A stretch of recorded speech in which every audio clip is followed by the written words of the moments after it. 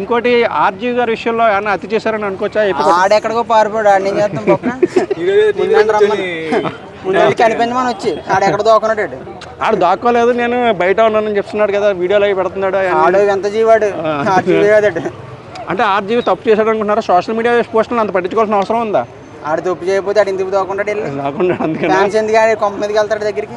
ఇప్పుడు లా ప్రకారం వెళ్తున్నాను, నేను బెయిల్ తెచ్చుకుంటాను అంటున్నాడు. బెయిల్ రావడం వల్ల ఏపీ గవర్నమెంట్ కన్నా కొంచెం తగ్గినట్టు అనిపిస్తుంది అంటారా మీరు?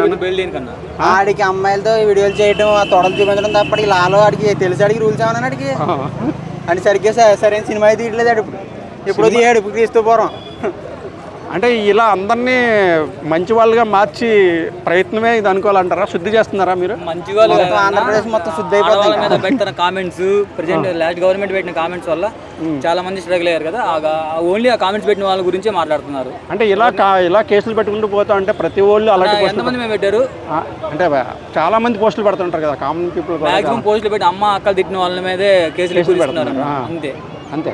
నువ్వు రాజకీయంగా చూడాలి కానీ అమ్మల్ని అక్కల్ని చెల్లెల్ని నువ్వు పద్ధతిగా క్రిటిసిజం కన్స్ట్రక్టివ్గా పద్ధతిగా అంటే ఏమి చేయరు. ఎలాంటి ఏమన్నా ఉంటే కనుక మేము వెళ్ళి బూతులు పెడతాం, మమ్మల్ని తీసుకెళ్తాం 100% తీసుకెళ్తారు. మా గవర్నమెంటే ఆ గవర్నమెంటే కాదు, ఏ గవర్నమెంట్ అయినా తీసుకెళ్తారు. ఎవడు చేసినాడు తప్పు, మీరు చేసినా నేను చేసినాను. ఇప్పుడు నేను మేము జనసేన మేము తిట్టినా మమ్మల్ని తీసుకెళ్తారు లోపల అంతే. అంటే మరి తెలుగుదేశం వాళ్ళు కూడా కొంతమంది ఉన్నారు అలాంటి బూతులు మాట్లాడే వాళ్ళు, వాళ్ళ మీద వాళ్ళు వస్తారు బయటకు అందరూ చేస్తారు. సో ఆర్జీవి గారు తప్పు చేస్తారని మీరు అనుకుంటున్నారు? తప్పంటే ఆయన వేలో తప్పు చేయలేదు, మా వేలో తప్పు చేశాడు. తప్పు చేసినట్టే లెక్క. అంటే ఆయన అరెస్ట్ చేసే అవకాశం ఉందనుకుంటున్నారా?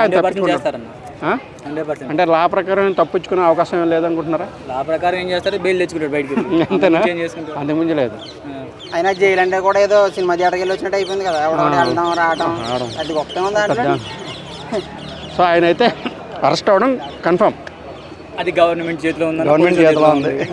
మీరైతే ఆయన అరెస్ట్ చేయాలని కోరుకుంటున్నారా? అయితే అరెస్ట్ చేయడం అన్ని కాదన్న, ఆయన మారాలి ఫస్ట్, అది మనకు కావాల్సింది. అది ఆయన మార్పు రావాలి. ఒకవేళ అప్పుడు అలాంటి సినిమాలు తీసాడు ఆయన.